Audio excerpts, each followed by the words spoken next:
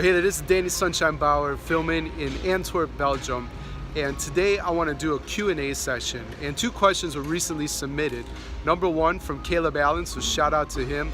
He is a teacher and instructional dean. And he wants to know, as a novice school leader, how can he gain trust and build influence with veteran teachers? So we're going to talk about that in just a second. The second question that we'll also address is, what does good teaching look like? So if those questions are interesting to you, stick around for the answer. We'll be back in just a second.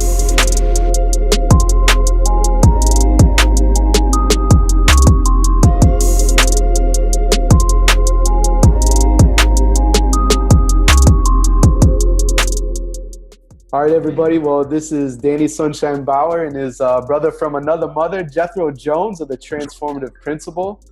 Hello. But we have two questions. I'm going to preview them, and then we'll get into the content. Number one comes from Caleb Allen, and he wants to know, as a new educational leader, what are some best ways to gain trust with veteran teachers who've been in the profession longer? And then the second question that we want to address is, what does good teaching look like to you? In just a sec, we're going to get to both of those questions, so keep watching. But what I want to address before we even get there is this thing that I'm super pumped about called the Transformative Leadership Summit. Like, so excited for this. Man, we've done it for 3 years. You've done it for 3 years. I've done it now for 2. You said 1,000 people showed up in 2016, 2,500 in 2017, maybe 5,000 in 2018. It's free to attend. I'm going to shut up. Tell us a little bit about the Transformative Leadership Summit. Well, it's like our 2 podcasts on steroids, basically. That's what's so amazing about it. It's like we interview like 40 people. We take a specific theme. Last year was the school experience. We're building on that and talking about how to empower every stakeholder in your school. Because, you know, when you think about what it actually takes to run a school, there is so much to do that no one principal can handle everything. And when you talk about the power of delegation, the power of empowerment, other people. Sorry, that was my daughter. I love it. Hi. Hi. Hey, how are you? Yeah. Good to see you. So, hold on a minute. Hold on. Go back right there. So I was at this conference this last weekend.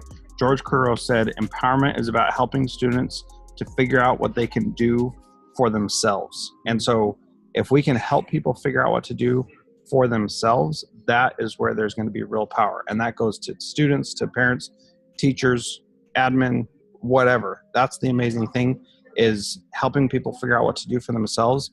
They don't need to filter everything through you as the school leader. They can do things on their own. And when they know what your vision is, then they'll be able to meet all those goals that you have for them, which is just an amazing, amazing thing. So that's what we're going to be talking about this year. It's going to be incredible. Go to transformativeleadershipsummit.com. Sign up for that. It's going to be awesome. Thank you for sharing that, Jethro. It reminds me a lot of Paulo Freire and the pedagogy of the oppressed. And that as an educator, it's not the banking model of education that you're this jar, and with all my expertise, knowledge, experience, I'm pouring all that into you and filling you up. It's more about, how do you empower people to take ownership, right, of whatever it is, so that they can feel the impact that they have in their own life, right? You're not going to be around forever. So it's about training. It's about developing and definitely empowering people. So thank you so much for sharing that.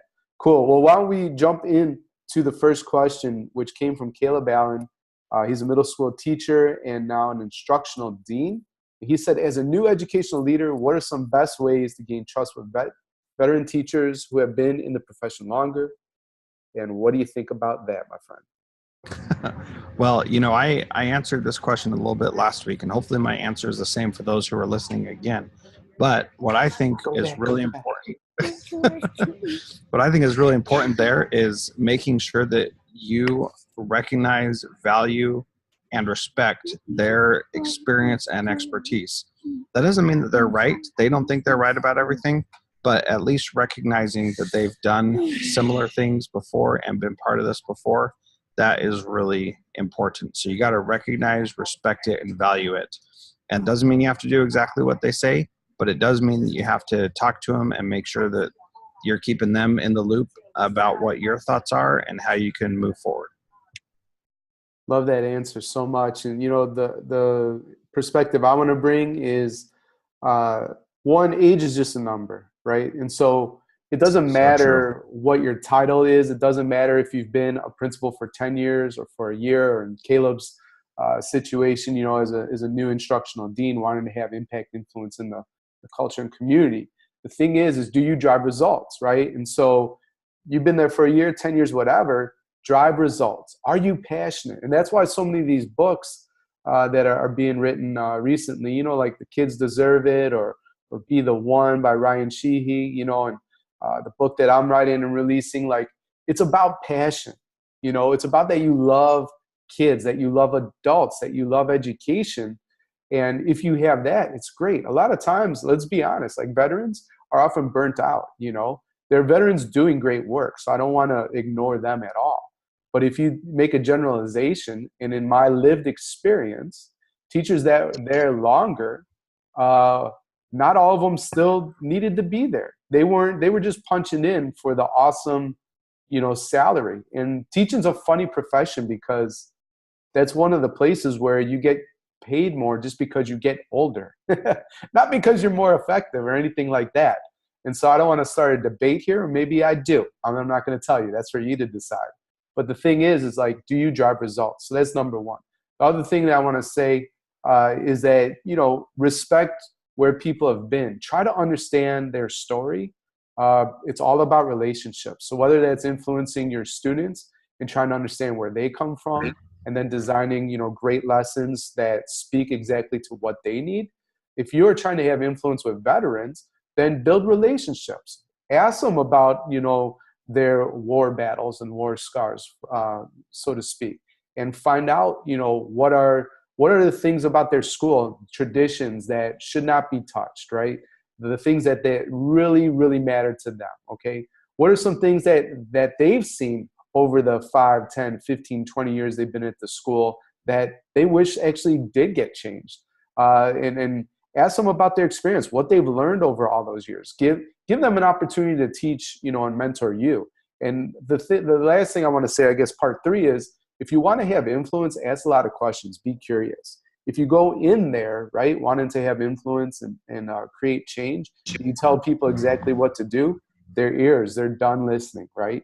But if you ask a lot of questions, you stay curious, you invite people to the table and hear them out, mirror what they say, reflect back, all those good communication skills, I think you're going to be fine, even if you're, a very novice school leader. Yeah, I totally agree. The other thing is that there is the reality of schools being golden handcuffs for some people that, if you've got a pension or you've been at the same place for so long, it's a big risk to step away from that and to not have that security anymore. And so some people, they've lost the fire within them, and rather than trying to pressure them into changing and being who you want them to be, find what they're excited about and then give them permission to do those things to help them be more engaged in what they're doing, so that they do enjoy it. And that's if you're dealing with somebody who's struggling. Now, all that being said, I've had a lot of veteran teachers who have just been amazing and who are still learning, still growing every single day, and are just doing some incredible things. Definitely. And when you have that kind of a veteran teacher, what you really want to do is you just want to make sure that they have the room and support to grow and be their best every single day. And you don't want to get in the way of that. You want to take away as many guardrails as possible and help them to be as successful as you possibly can. Love it. So let's move on to that second question, Jethro. What does good teaching look like to you? And that's a question that got asked on your platform. You said you were fired up, so I can't wait just to learn right now for what you're about to say. Well, I actually was so intrigued by this question that I wrote a blog post about it, and you can find that at transformativeprincipal.org or at jethrojones.com. And I used to think that the stuff that Anita Archer was doing was the cream of the crop, the bee's knees. But then as I learned more about it and learned more about how to do explicit instruction, I really figured that it's very, standardized and focused. And so I've taken a pretty decent shift from that. And now I really believe that it doesn't really matter what the teaching looks like.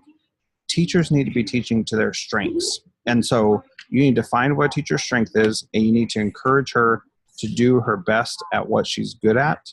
And that is pretty much the be all and end all. And if you can do that, then you're going to be successful. And, I had a teacher, for example, in high school who was like the world's greatest lecturer. You went in and you were just rapt, paying so close attention to everything that he was saying because he was so good. Now, not all teachers can do that, and not all teachers should do that. But this guy was amazing. So if you think of someone like the podcast Hardcore History with Dan Carlin, that's one guy given basically a 4.5-hour lecture on a topic. And whenever a new one comes out, I am so excited to listen to it. I just can't stand it because he's so good at telling the story and speaking. Your turn. Sure. Trying to mute that background noise in the airport. I do want to follow up, though. I don't know if I heard the catalyst for what caused that shift. I'm very interested in that. Well, good timing because the overhead announcement stopped. So what caused the catalyst was going in and observing so many teachers and seeing teachers try so hard to do the explicit instruction or the very scripted kind of lessons and see them struggling to do that because they weren't able to bring what they were good at to life. And so one of the big thing that changed it was in each school I've been in, and I've had 1 or 2 teachers who have said, will you come and observe me doing something brand new that I'm really excited about? And I would go in and watch them, and many times the lesson would not be great. However, they were so excited about it that the other problems that they typically had when they were teaching in a way that they weren't passionate about, they just melted away. And so being able to see teachers over and over and over again try something that they're excited about has really made it possible for them to step out of their shell and do amazing things and be excited about it, and made their bad teaching even better, which sounds crazy, but it made their worst moments shine as positive examples of what they were doing with their kids. Yeah, I really like that because it's like the constant reinventing of yourself and just trying to add skills to your tool belt, never stop growing. And back to the having influence on veteran teachers, you mentioned how there are veteran teachers, and I have lived this experience as well, that are still getting better, still going to conferences, reading books, taking risks, and trying to evolve as a teacher. So for me, what does good teaching look like? I'll tell you what, and here's the honest truth. There were some observations I conducted where I was nodding off and falling asleep. I swear to God, that's just the way it is. That's because it was super boring.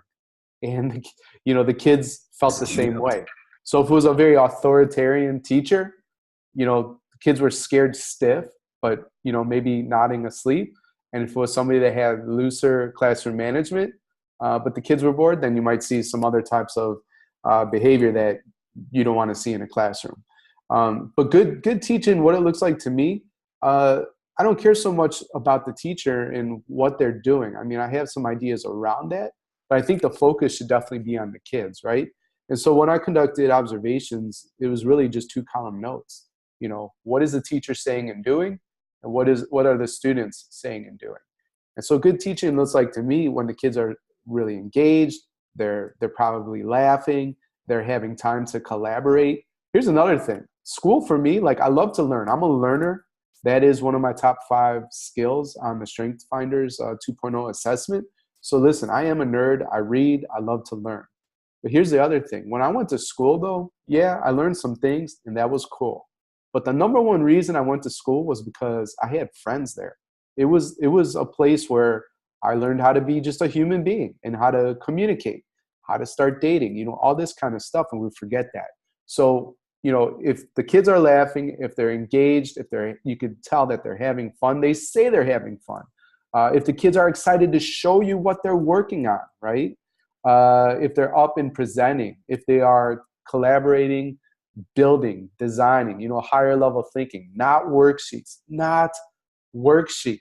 but actually evaluating and synthesizing and putting together all the information, then I know that something special and that magic is happening within the classroom. And to me, that's what good teaching looks like. Yeah, that I totally agree.